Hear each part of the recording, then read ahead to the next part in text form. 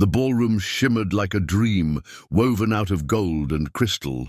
Chandeliers hung from the ceiling like frozen constellations, their light scattering across polished marble floors that echoed with the laughter of the wealthy elite. Men in perfectly tailored suits stood with champagne glasses balanced between their fingers. Women in emerald and sapphire gowns whispered to each other, and children ran between their parents' legs, giggling and playing games in the corners of the hall.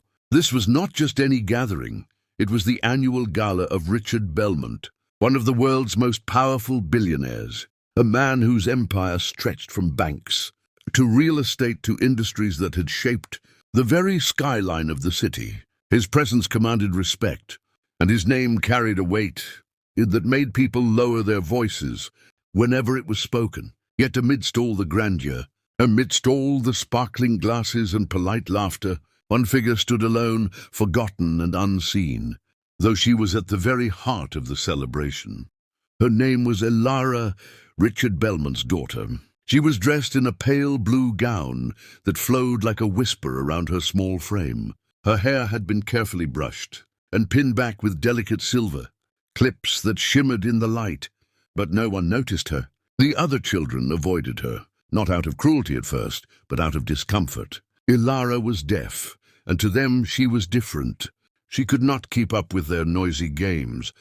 She could not laugh at their jokes, and she could not answer their questions in the way they were used to. And so they excluded her, leaving her to stand quietly near the edge of the room, her bright eyes watching the world that seemed to move too fast for her. She raised her hands once or twice, trying to sign to a girl who passed by, but the girl only frowned, confused, before running off to join the others. Elara's fingers slowly curled back into her palms, and her shoulders sank as she lowered her head. The noise of the party, though silent to her, was overwhelming in its own way, a wall that pushed her further into her solitude. She glanced across the ballroom at her father, who stood surrounded by businessmen and politicians, laughing at some story. His sharp eyes occasionally swept across the room, but when they landed on her, he only gave her a quick smile before turning back to his guests. To him, her loneliness was invisible, buried beneath the shine of the evening. But not everyone was blind.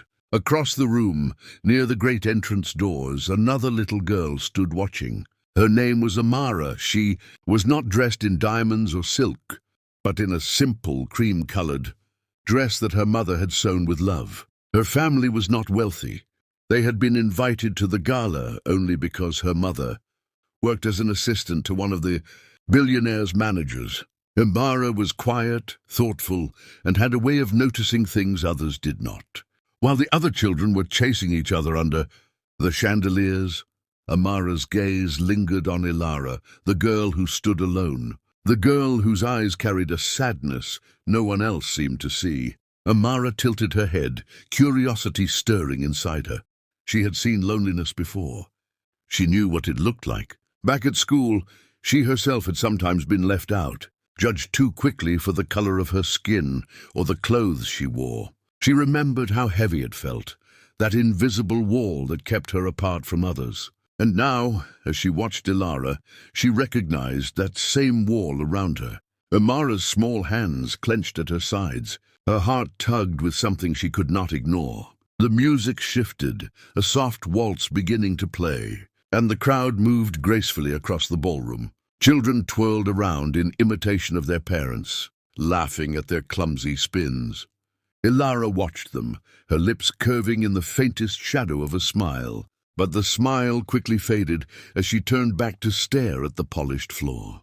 Amara took a step forward, then another, her eyes never leaving Elara's face. When she finally reached her, Elara looked up in surprise. Her eyes widened slightly at the sight of this stranger standing before her.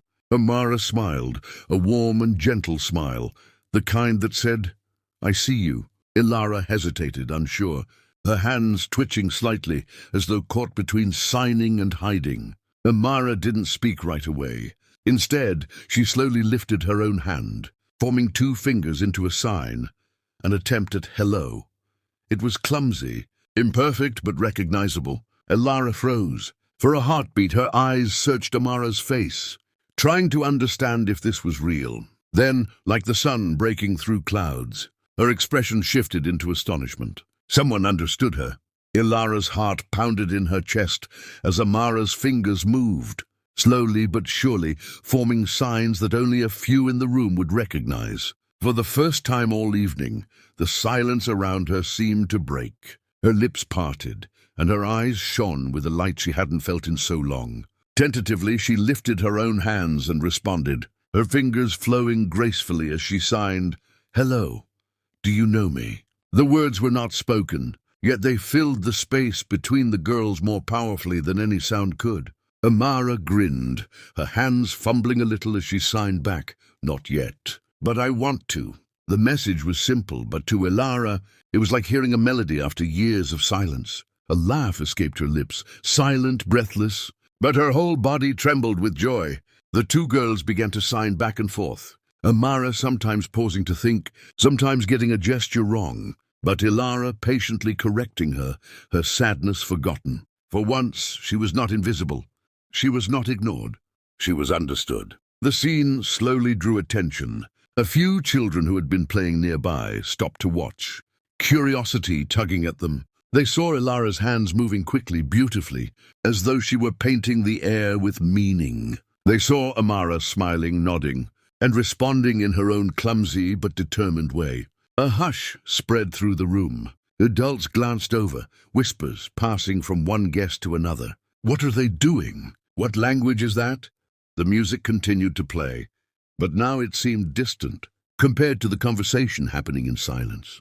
At the center of the ballroom, Richard Belmont, standing tall among his peers, noticed the shift. He turned, his eyes following the gaze of the crowd until they fell upon his daughter. At first, his brow furrowed in confusion. Ilara was not standing alone anymore. She was communicating. His chest tightened as he saw her smiling wider than he had ever seen her smile during one of his events. For years, he had provided her with every luxury, clothes, tutors, toys, everything money could buy.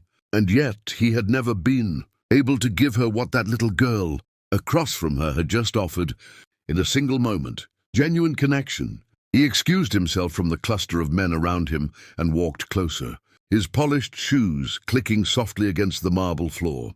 As he approached, he saw his daughter's hands moving with astonishing speed, her face alight with laughter as Amara did her best to keep up. He stopped a few feet away, stunned. It was as though he were seeing his daughter for the first time, as though she had been locked behind a wall all her life, and someone had finally opened a door. Amara's mother, standing modestly by the corner, covered her mouth with her hands. She had never seen her daughter so bold, so unafraid, especially in a room filled with people so much wealthier and more powerful than them. Pride swelled in her chest, mingled with gratitude that her little girl's kindness had shone through. One of the guests whispered, "That's sign language." "The girl knows sign language," another added. "Look at the billionaire's daughter. She's radiant. I've never seen her like this." Slowly, the murmurs turned into silence, the kind of silence born from awe. Everyone was watching now. Ilara noticed the eyes on her, and for a brief moment, her old shyness flickered back. She glanced at Amara, her fingers pausing mid-sign.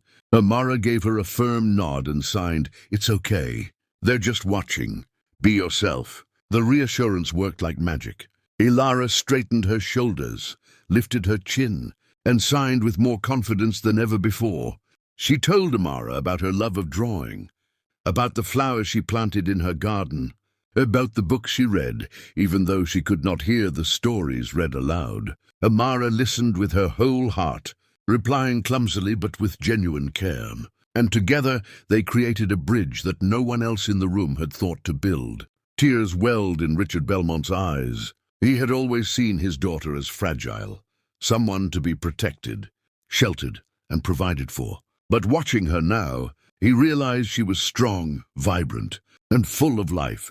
She only needed someone willing to meet her where she was. He had been blind, not because he didn't love her, but because he had never truly tried to step into her silent world. The children who had once ignored Ilara began to inch closer. One little boy whispered, "Can you teach us?"